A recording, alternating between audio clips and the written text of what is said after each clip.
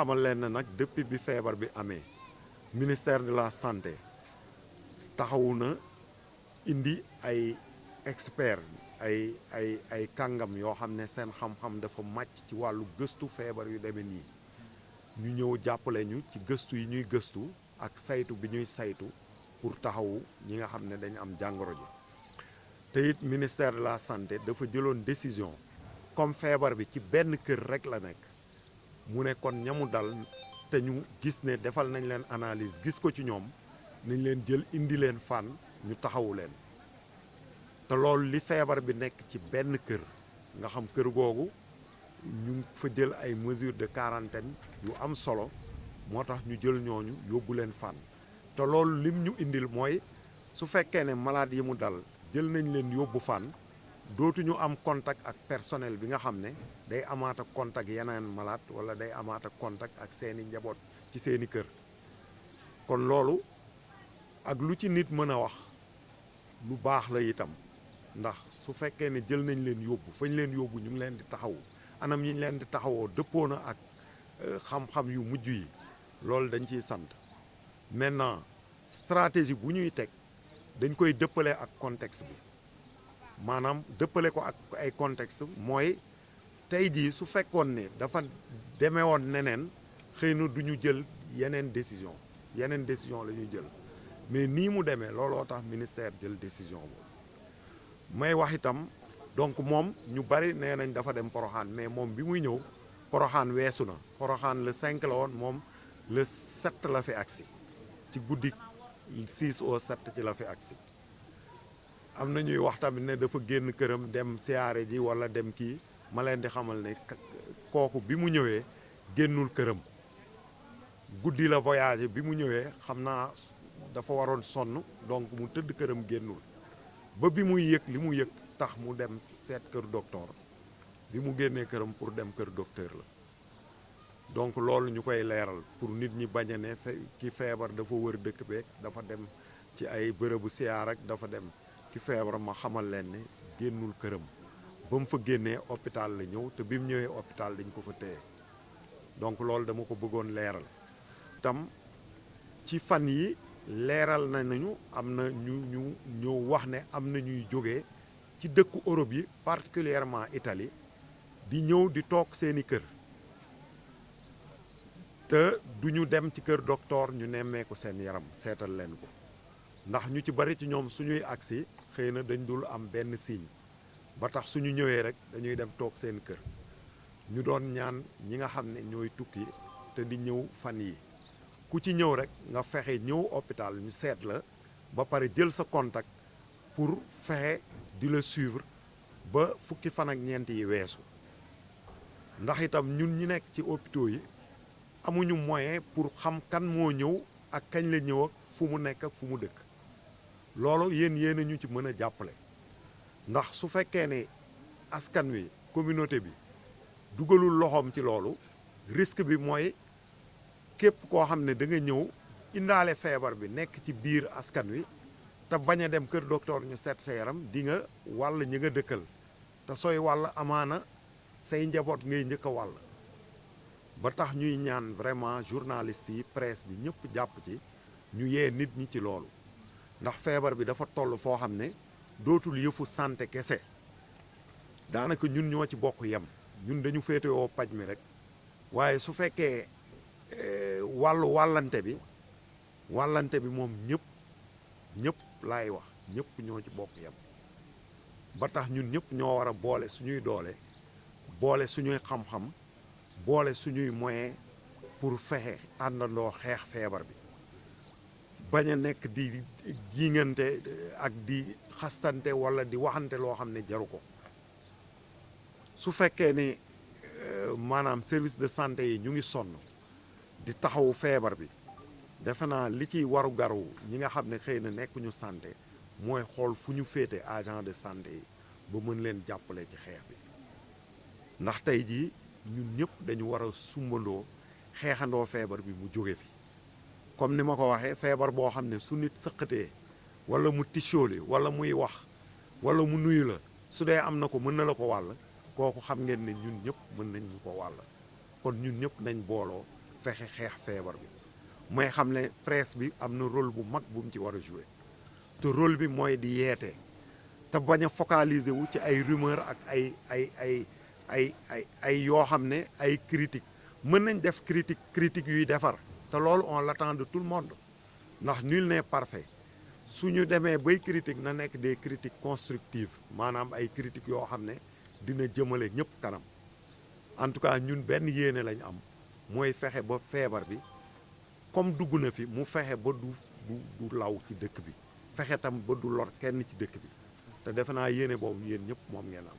disposition yi. waaw kon léegi disposition yi nga xam ne jël nañ ko d'abord disposition yi mooy commencé nañ communication bi depuis lors ñu ngi communiquer defe naa am na ay membres presse en ligne yoo xam ne def nañ ay interview yu bëri yoo xam ne ñu ngi koy diffuser ci réseaux sociaux yi am na aussi ay émissions yi ñu def ci yenn rajo yi am na aussi ay CRD yu ñu def nañ CDD aussi Mbacké actuellement ñu ngi former acteurs communautaires yi pour engager leen ci riposte bi ci bataille bi ñuy mener contre le coronavirus. Nous avons élaboré un plan de communication plan bi nag dafa am ay aspects yoo xam ne c'est extrêmement important mooy capaciter les acteurs ba ñu xam li ñuy wax en fonction de l'évolution de la maladie parce que ca njëlbeen ga lañ doon wax dootul dëppoo ak tey fii ñu toll ba tax à chaque fois dañuy yokkaat xam-xam acteurs yi ngir ñu mën a wax ak communauté bi comme ni ma waxee ci CRD bi ak CLD bi wax nañ ak yeneen secteurs yi ngir secteur bu nekk ñu xamal la attentes yi ñuy placer ci yow pour nga contribuer ci lutte bi suba ci 4 heures dina am un CRD spécial à la gouvernance de Diourbel pour un peu discuter en tout cas des points qui concernent la lutte contre le coronavirus. Fii ci Touba aussi ministère envoyé na fi ay équipe de chercheurs